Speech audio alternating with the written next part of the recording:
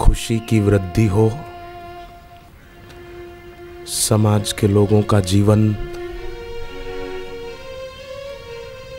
सुखी, स्वस्थ एवं सम्मानित जीवन हो,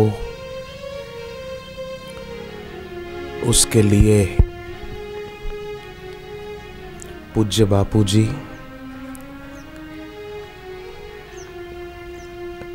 अपनी दिव्य अनुभूति को हम सभी साधक समझ सकें ऐसे शब्दों में हमारे आगे व्यक्त करते हैं।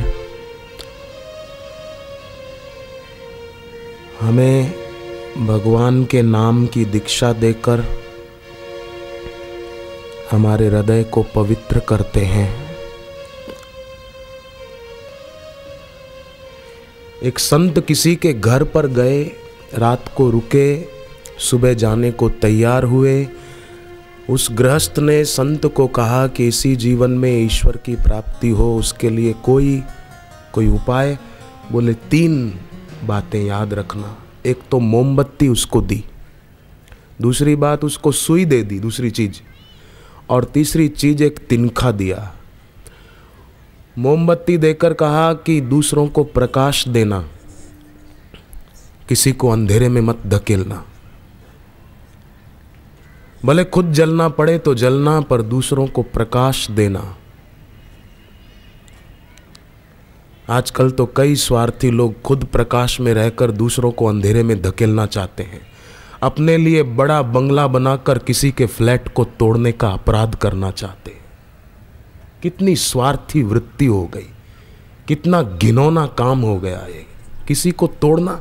संत ने सुई दी, कहा कि ये सुई संकेत देती है कि जैसे सुई फटे हुए 2 कपड़े के टुकड़ों को जोड़ने का काम करती है, उसी प्रकार तू भी जोड़ने का काम करना, कभी तोड़ने का काम मत करना।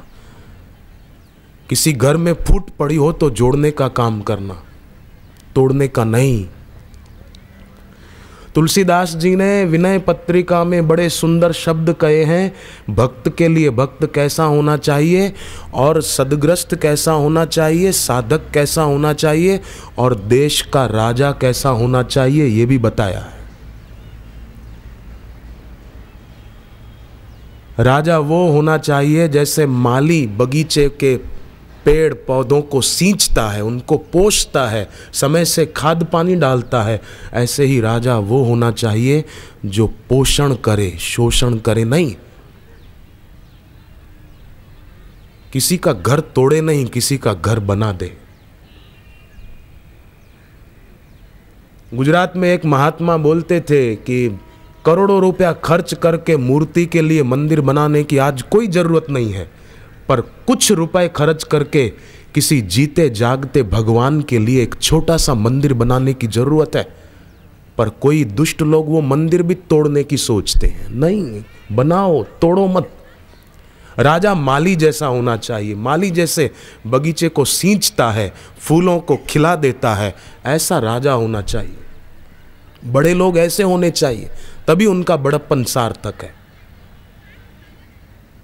फिर तुलसीदास जी ने कहा कि राजा सूर्य जैसा होना चाहिए। जैसे सूर्य अपनी तीखी किरणों के द्वारा नदी का, सागर का पानी सोख लेता है, उठा लेता है, पर फिर भी सूर्य अपने पास वो पानी रखता नहीं है। और सागर के नदी शिकायत नहीं करती कि सूर्य ने मेरा पानी ले लिया। सूर्य उतना ही पानी लेता है, पूरा सूखा नहीं देता समुद्र को। कितनी भी गर्मी पड़े, सूर्य समुद्र को सुखाता नहीं, सूर्य नदी को सुखाता नहीं है। नदी और सागर शिकायत भी नहीं करते कि सूर्य ने हमारा पानी ले लिया। राजा और नेता ऐसा होना चाहिए कि प्रजा कभी भी हाय हाय न पुकारे कि मेरा घर तोड़ दिया, मेरा ये कर दिया, मेरा ये नुकसान हो गया, मेरे पर इतना इनकम टैक्स, ये ना हो। सूर्य पानी इतना ही लेता है कि सागर और नदी शिकायत न करें, और सूर्य पानी लेकर फिर उसका खारापन दूर करके मीठा करके बादलों के द्वारा बरसा देते हैं। सूर्य अपने पास रखते नहीं हैं। प्रजा का पैसा वो प्रजा के हित के काम में आए, न कि प्रजा को परेशान करने में व्यक्ति की सत्ता का दुरुपयोग हो। ऐसी सत्ता कायम नहीं रहती।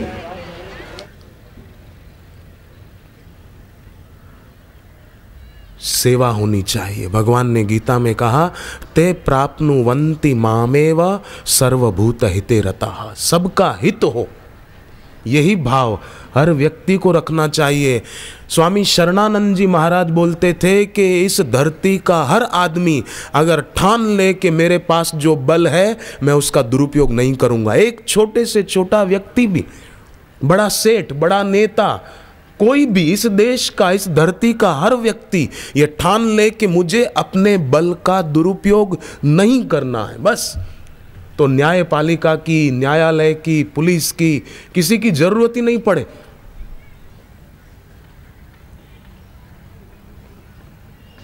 बल का दुरुपयोग न करें।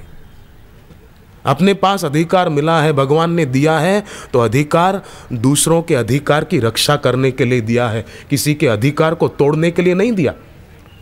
किसी के घर को तोड़ना अपने अधिकार का अभिमान करके किसी का अधिकार छीनना है।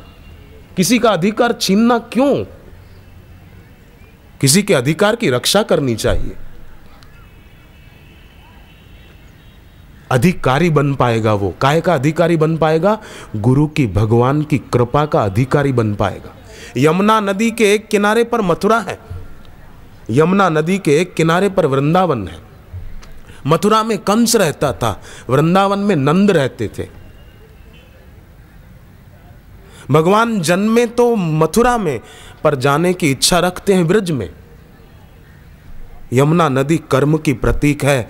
कर्म करता हुआ व्यक्ति कंस जैसा भी बन सकता है, कर्म करता हुआ व्यक्ति नंद जैसा भी बन सकता है।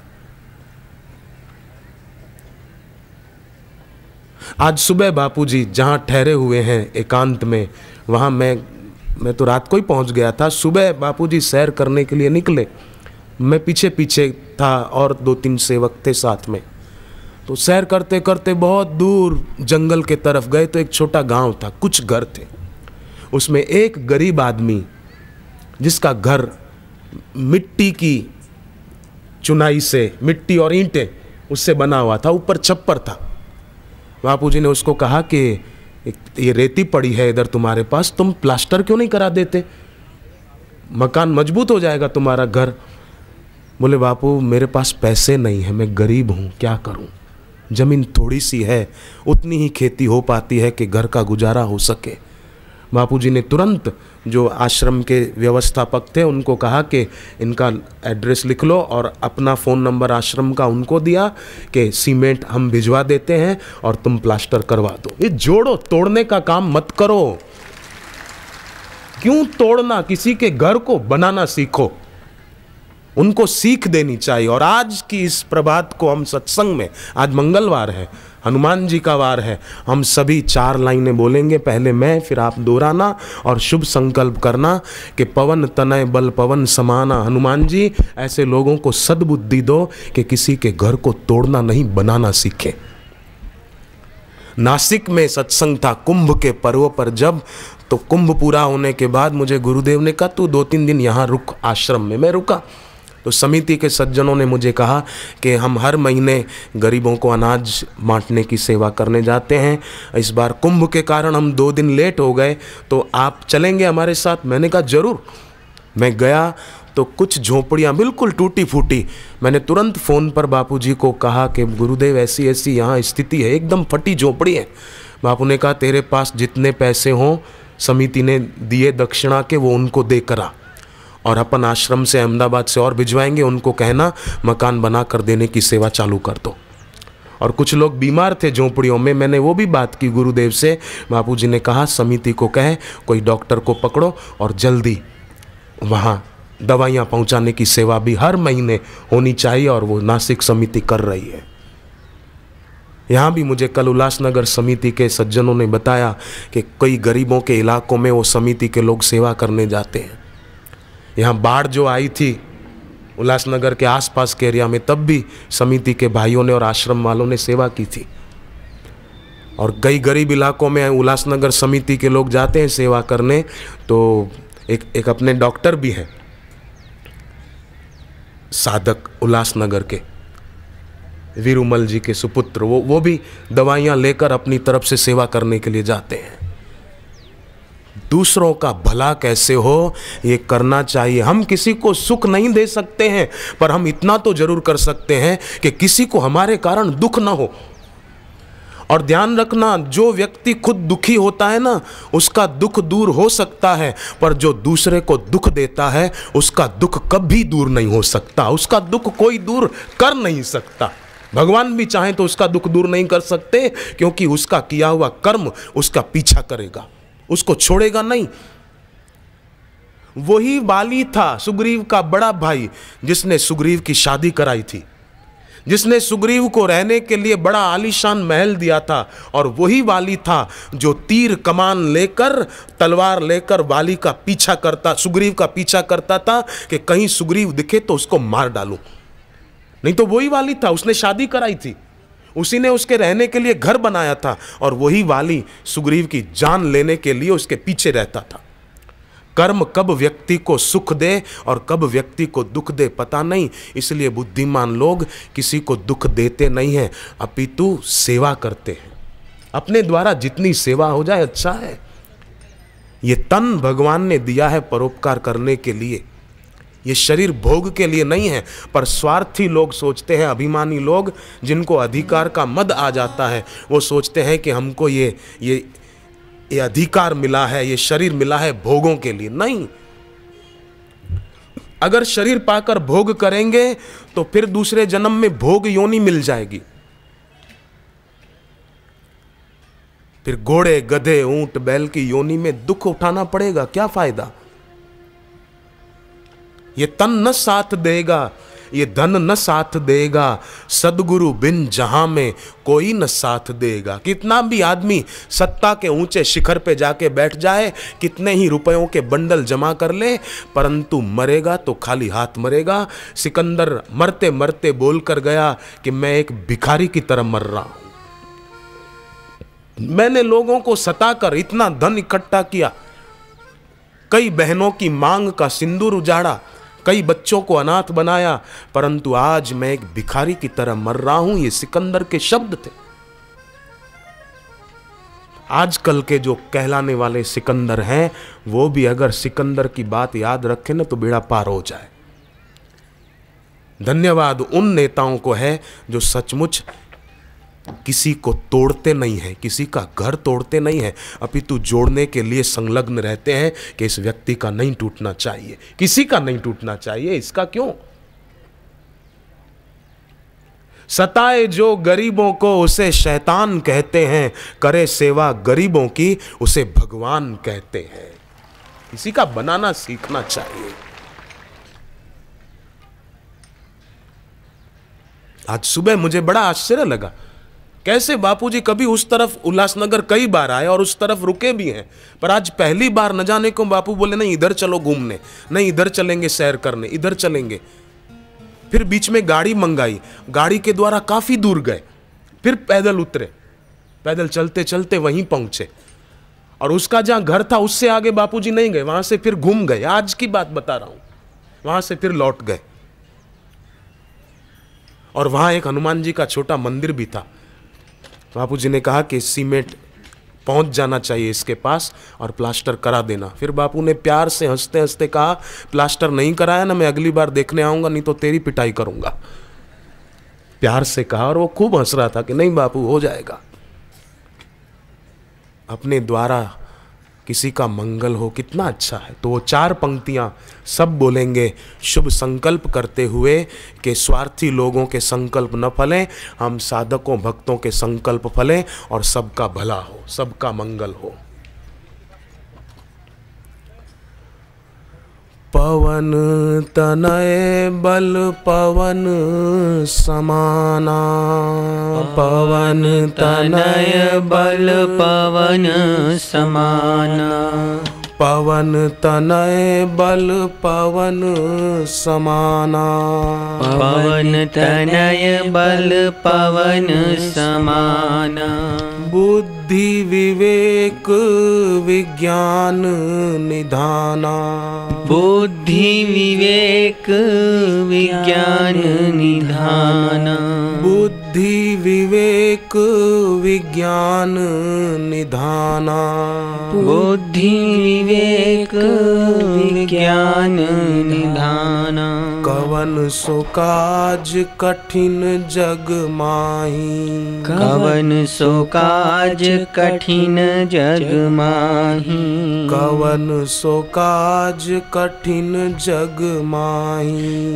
कवन सो काज कठिन जग माही। जो नहीं होहि तात तुम पाही। जो नहीं होहि तात तुम पाही। जो नहीं होहि तात तुम पाही। जो नहीं होहि तात तुम पाही। सभी फिर से साथ में इन पंक्तियों को पक्का भी कर लो और अपने शुभ संकल्प वातावरण में फेंको कि स्वार्थियों के संकल्प पूरे नहीं हो, ये भक्तों के संकल्प पूरे हो और किसी के घर और बने, टूटने नहीं चाहिए। पवन तनय बल पवन समाना। पवन तनय बल पवन समाना। हनुमान जी का सुमिरन करते हुए, गुरुदेव का सुमिरन करते हुए सभी श्रद्धा से, भक्ति से, दृढ़ संकल्प से बोले। आज मंगलवार है। पवन तनय बल पवन समाना। पवन तनय बल पवन समाना।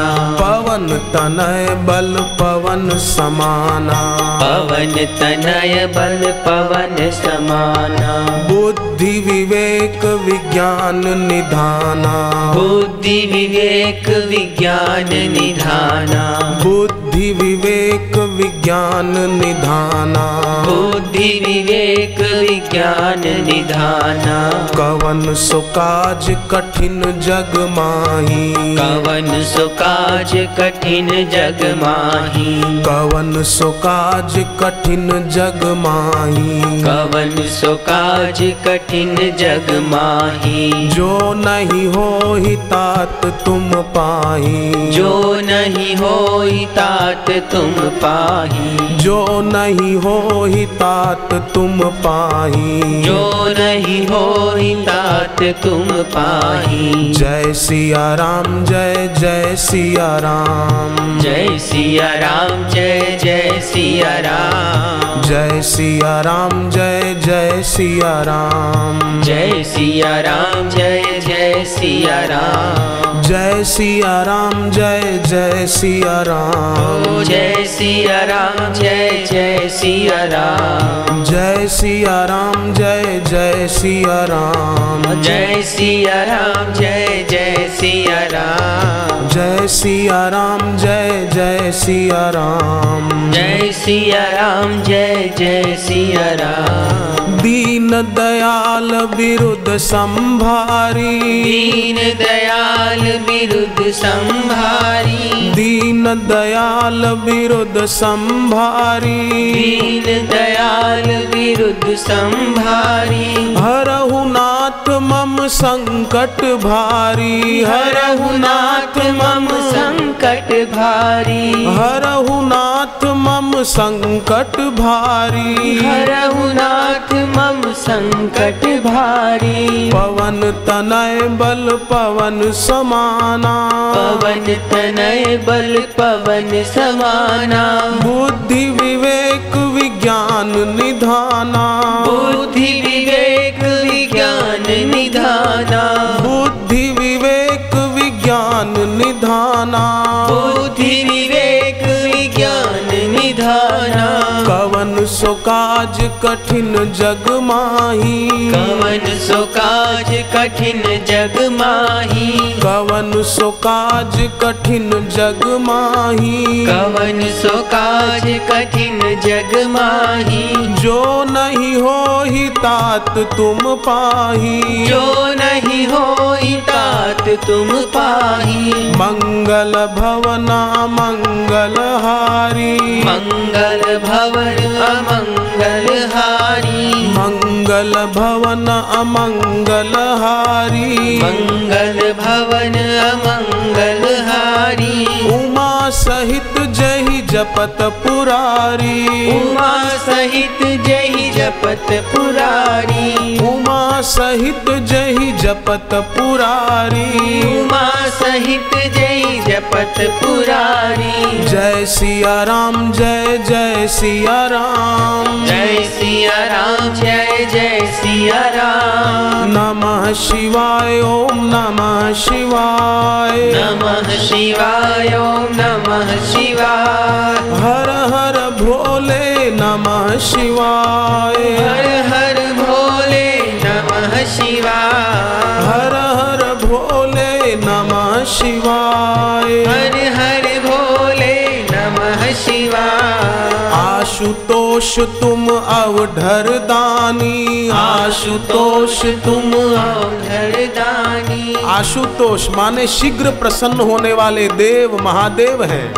अवधर दानी भक्तों को खूब देने वाले हैं, लेते कुछ भी नहीं खूब देते हैं, ऐसे भोलानाथ है। आशुतोष तुम अवधर दानी, आशुतोष तुम अवधर दानी। आशुतोष तुम अवधर दानी, आशुतोष तुम अवधर दानी। आरती हरहु दीन जन जानी, आरती हरहु दीन जन जानी। आरती हरहु दीन जन जानी, आरती हरहु दीन जन जानी। जय सिया राम जय जय सिया राम, जय सिया राम जय जय सिया राम। जय सिया राम जय जय सिया राम, जय सिया राम जय जय सिया राम। हर हर हर ओम नमः शिवाय, हर हर हर ओम नमः शिवाय। शिव शिव शिव ओम नमः शिवाय, शिव शिव शिव ओम नमः शिवाय। हरि ओम हरि ओम हरि हरि ओम, हरि ओम हरि ओम हरि हरि ओम। हरि ओम हरि ओम हरि हरि ओम, हरि ओम हरि ओम हरि हरि ओम।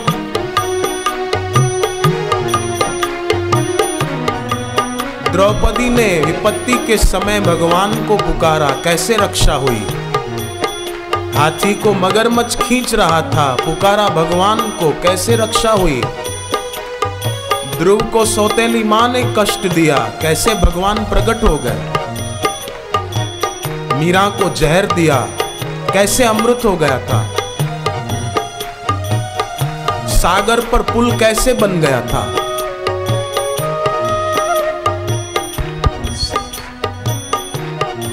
कभी भी निराश नहीं होना। बड़ रखवार रमापति जासु, लक्ष्मीपति भगवान सबके बड़े रक्षक है।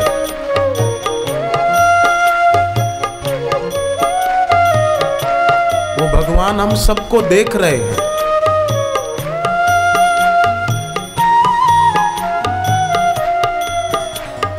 पवन तनय बल पवन समाना, पवन तनय बल पवन समाना।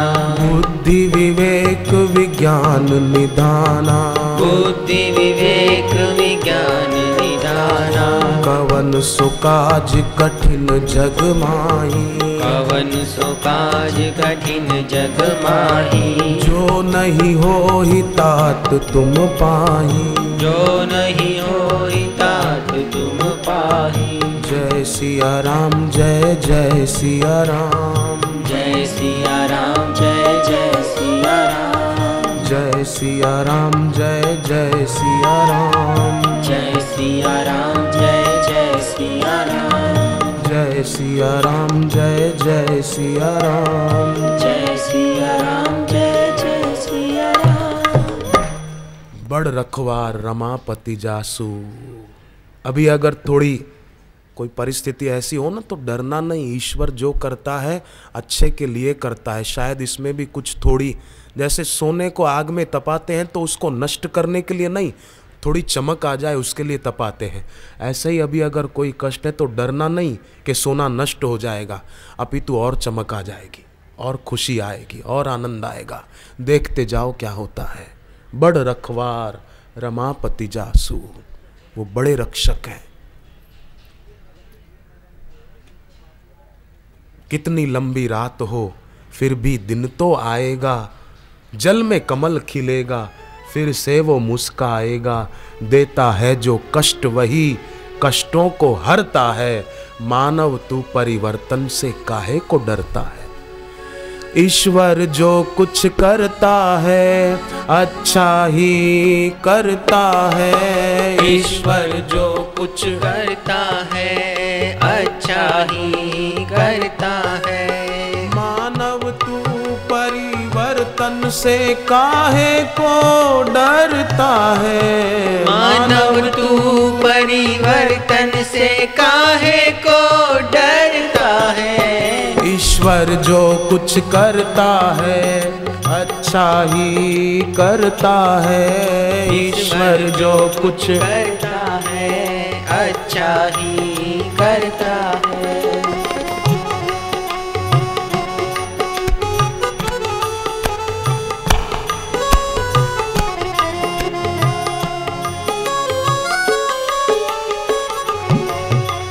कितनी लंबी रात हो फिर भी दिन तो आएगा।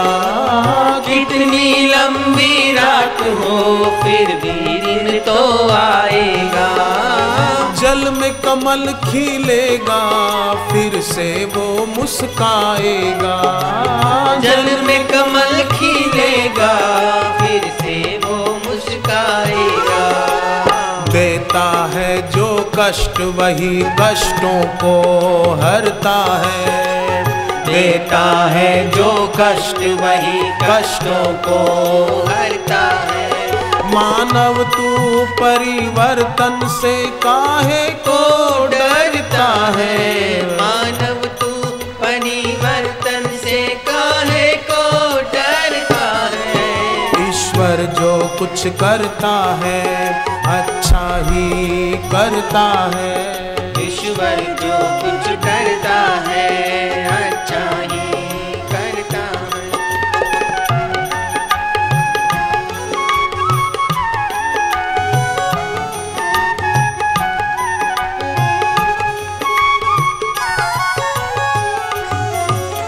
सुख दुख दोनों आते रहते सबके जीवन में। सुख दुख दोनों आते रहते सबके जीवन में। पतझड़ और बहारें दोनों जैसे गुलशन में।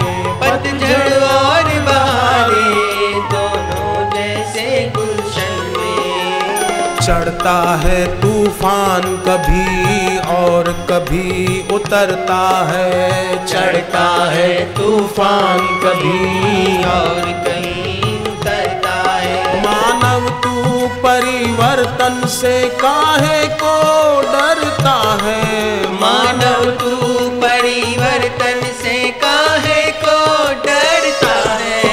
ईश्वर जो कुछ करता है अच्छा ही करता है। ईश्वर जो कुछ करता है अच्छा ही करता है। गुरु नानक देव जी ने भी कितनी सुंदर बात कही। साधक को डरना नहीं चाहिए, भले उल्लासनगर में रहते हो, कल्याण में रहते हो, डोंबिवली में रहते हो, कहीं भी रहते हो। बड़ रखवार, वो बड़ा रखवाला है। तुम ठाकुर तुम पैयर दास, जिय पिंड सब तेरी रास। तुम मात पिता हम बालक तेरे, तुम्हारी कृपा में सुख घनेरे। कोई न जाने तुम्हारा अंत, ऊंचे से ऊंचा भगवंत। कोई न जाने तुम्हारा अंत, ऊंचे से ऊंचा भगवंत। सगल समगरी तुमरी सूत्रधारी, तुमसे होवे सो आज्ञाकारी। तुमरी गत मित तुम ही जानी, नानक दास सदा कुर्बानी। तुमरी गत मित तुम ही जानी, नानक दास सदा कुर्बानी। जीवन में कोई भी दुख आता है ना, तो वो देखा जाए तो हमको दुखी करने के लिए नहीं आता है। जीवन में जो दुख आता है वो हमको राग रहित करने के लिए आता है, पर हम डर जाते हैं। जीवन में अभाव की अनुभूति वो अभाव से रहित होने की प्रेरणा देती है। बहुत ऊंची बात है। जीवन में अभाव की अनुभूति अभाव से रहित होने का संकेत देती है। मेरे पास ये नहीं है, मेरे पास, अरे एक दिन सब नहीं हो जाएगा। अभाव से रहित सद्भाव में ठहर जाना।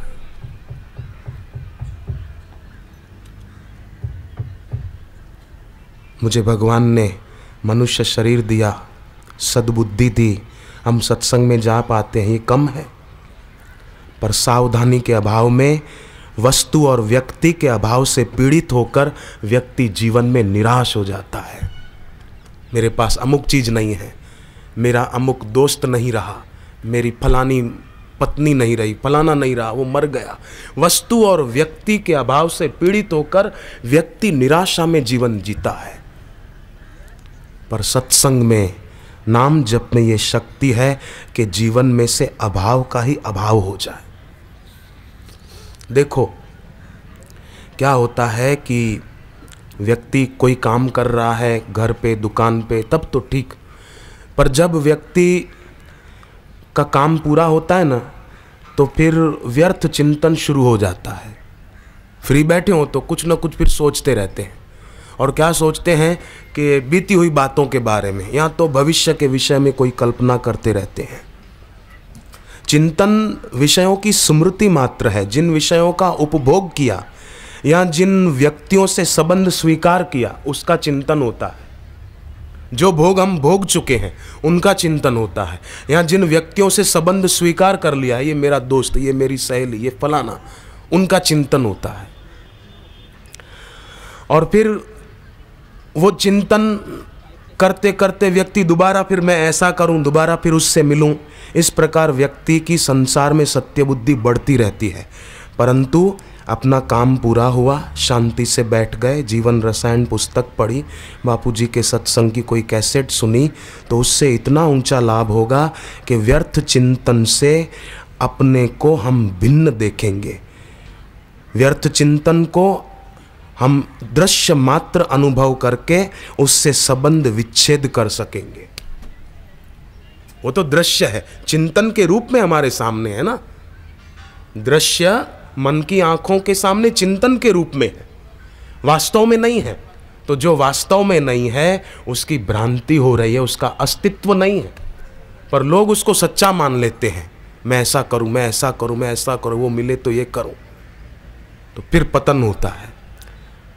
परंतु अपने को उससे भिन्न माने और व्यर्थ चिंतन जो हो रहा है उसको दृश्य मात्र जान ले, तो संबंध विच्छेद हो जाएगा। और संबंध विच्छेद होते ही चिंतन निर्जीव हो जाएगा। चिंतन निर्जीव होगा, व्यक्ति वैसा करेगा नहीं तो वो साधना की ऊंचाइयों को पहुंचेगा और उसमें सत्य संकल्प सामर्थ्य आएगा। उल्लासनगर के साधक भी और साधक भी एक नियम ले ले। मैं पहले भी कहता रहा हूं कि आधा घंटा रोज गुरुवर के चित्र को आंखों के ठीक सामने, ऊंचा नहीं नीचा नहीं, ठीक सामने रखो, आंखों की पलकें हिले नहीं, एक टक देखो और शुभ संकल्प करो जो चाहते हैं आप। श्रीमद राजचंद्र स्वामी हो गए एक, गुजरात में, बोरसद गुजरात में है, वहाँ उनका स्थान अभी भी है। और महात्मा गांधी उनको गुरु मानते थे, राजचंद्र स्वामी को। वो राजचंद्र स्वामी के एक शिष्य ने त्राटक का अभ्यास सिद्ध कर लिया, और ऐसा तो उसने एक टक देखते देखते त्राटक का अभ्यास सिद्ध कर लिया कि एक लोहे की बड़ी अलमारी के तरफ देखा और मन में संकल्प किया कि अलमारी यहाँ नहीं होनी चाहिए, वहाँ होनी चाहिए। अलमारी को किसी ने हाथ नहीं लगाया, अलमारी अपनी जगह से उठी, हिली और वहाँ जाकर स्थिर हो गई। जब राजचंद्र स्वामी को पता चला तो उन्होंने उसको डांटा कि तूने त्राटक सिद्ध किया तो कि ये अलमारी खिसकाने के लिए, इसके लिए तूने अपनी शक्ति खर्च कर दी त्राटक से जो मिली। तो हम अलमारी खिसकाने के लिए शक्ति का उपयोग नहीं करेंगे, सतत ये करते रहें और शुभ संकल्प करें कि सबका भला हो, बस सबके घर बसे रहें।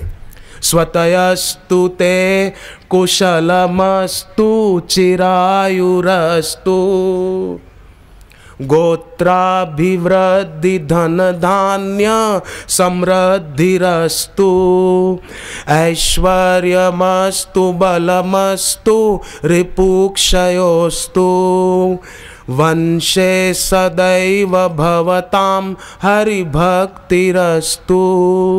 कितने सुंदर ये वेद के मंत्र हैं। स्वतयस्तु ते कुशलमस्तु, सबका कुशल हो, मंगल हो। चिरायुरस्तु, सब दीर्घायु हो। गोत्राभिवृद्धि, उनके गोत्र की वृद्धि हो, उनका परिवार फले फूले। ये वेद की घोषणा है। ये स्वार्थी लोगों की घोषणा होती है, तोड़ दो। वेद की घोषणा होती है कि सबका कुशल हो। चिरायुरस्तु, सबकी आयु लंबी हो। गोत्राभिवृद्धि, गोत्र की वृद्धि हो। धन धान्य समृद्धि रस्तु, ये भी वेद चूके नहीं है। धन की वृद्धि भी हो, अन्न की वृद्धि हो, आपके घर में अन्न न कुटे। ऐश्वर्य मस्तु, आपके घर में संपन्नता हो। ऐश्वर्य मस्तु बल मस्तु, आप बलवान बने, कायर न बने। रिपुक्षयोस्तु, आपके रिपुओं का क्षय हो, क्षरण हो।